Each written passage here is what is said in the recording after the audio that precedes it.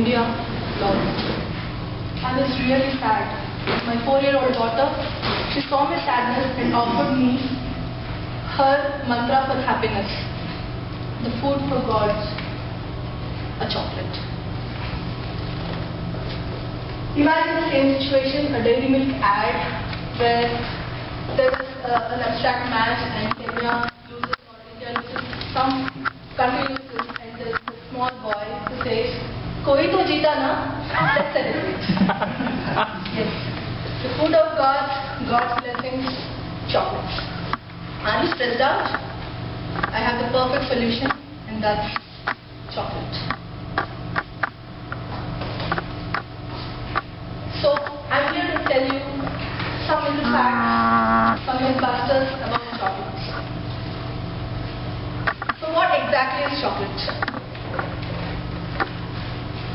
It's made from cocoa beans. The picture shows cocoa beans found on cacao tree. It's very tough to pronounce cacao, so we call it coca. And the three main ingredients of chocolates are chocolate liquor, cocoa powder, and cocoa butter. So all the kinds of chocolates that you see in the market, milk chocolates, dark chocolates, all varieties of chocolates are made with varying amounts of these three ingredients. The history of chocolates. We wouldn't want to know the history of chocolates because it's food of God. It would have definitely been originated in the heaven. I believe it. But like my uncle, that is Google uncle says, it's originated in Mayan and Aztec civilizations about 2,500 years back.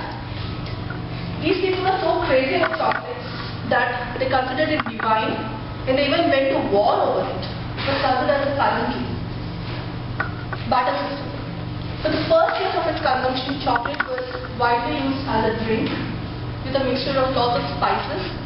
And eventually, when it came to Europe and other countries, we got all the recipes for chocolate, and my favorite is the chocolatizer. So let's bust some myths that are surrounded around this food of God. Chocolate is one of the major causes of tooth decay. How many of you agree?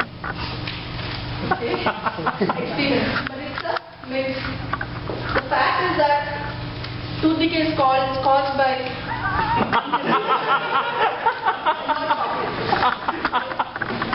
chocolate is high in caffeine. Who agrees to this? Mixed up. Okay. The amount of caffeine in chocolate is lesser than a full cup of coffee or tea. It's proved. Significantly lower than a full cup of coffee, tea, or a cola drink. Okay. Chocolate is the main cause of obesity. Who agrees to that? I don't agree with that.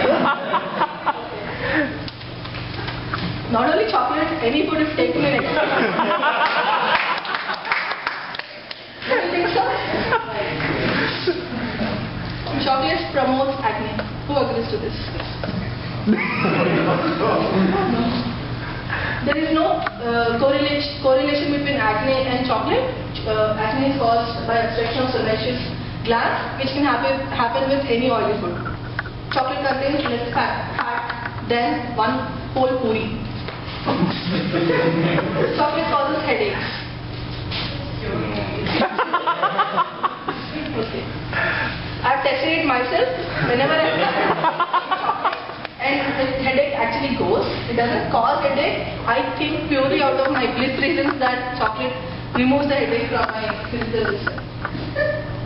Chocolate is addictive? Yes. But there are no addictive chemicals that have been found through research in chocolate. Yes, it is definitely addictive because it's very selective in taste. Right?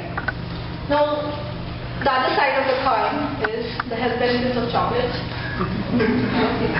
There are high concentrations of antioxidants in chocolate, and that help to protect our arteries from damage. So it is good for the heart. It reduces the risk of heart attacks. Regular consumption of dark chocolate reduces the risk of heart attacks. The fat content in chocolate does not raise the cholesterol levels, so you can eat as much chocolate as you want and not get heart attacks. It helps to ease cough respiratory systems, including asthma and the throat. Again, standing here.